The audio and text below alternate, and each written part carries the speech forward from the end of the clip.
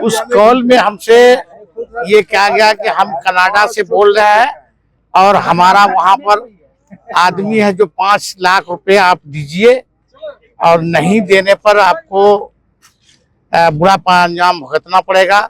उस समय भी कहा गया कि अगर पैसा नहीं दीजिएगा तो हमको असलहा यानी हथियार दिला दीजिए। तो मैं उसमें कहा हूं उसको कि मैं आपको नहीं दिला सकता, आपको पैसा उठाने के लिए यहाँ आदमी भेजना पड़ेगा। कॉल आया हमको 10:15 में, जिसको हम रिसीव किए और व्हाट्सएप कॉल था। थ्रेटनिंग मिला है कनाडा से, तो एसपी साहब जांच रहे हैं। जांच उपरांत उसकी कार्रवाई होगी। उस पर नीतीश बाबू की सरकार है, धमकी देने वाले बख्शे नहीं जाएंगे। इस वक्त की बड़ी खबर आपको बता दें कि ओवैसी के विधायक को धमकी भरा फोन आया है, लाखों रुपए की डिमांड की गई है। नमस्कार, आप देख रहे हैं देशवाणी न्यूज, मैं हूं आपके साथ वैष्णवी। देखिए अपराधियों का मनोबल कितना बढ़ा हुआ है, इस खबर में आपको जानने को मिलेगा।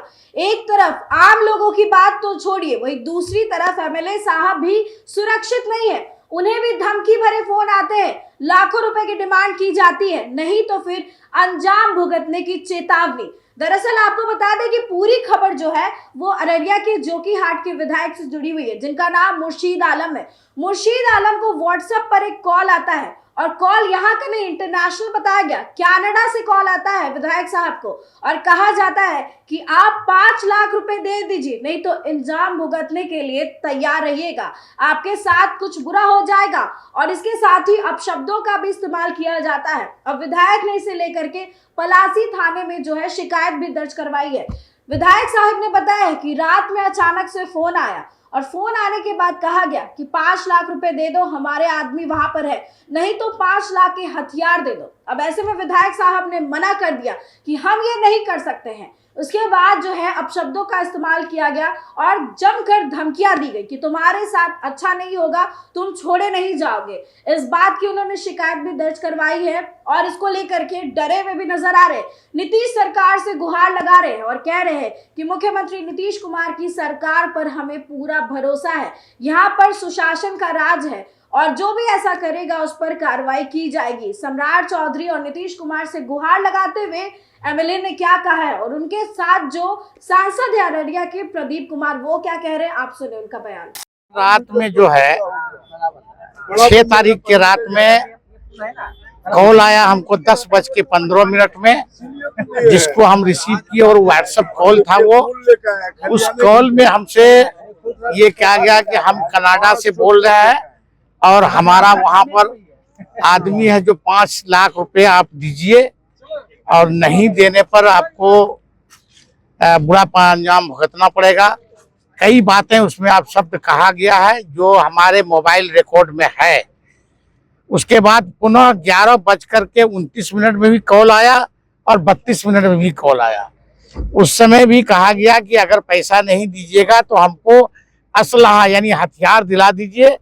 तो मैं उसमें कहा हूं उसको कि मैं आपको नहीं दिला सकता, आपको पैसा उठाने के लिए यहाँ आदमी भेजना पड़ेगा।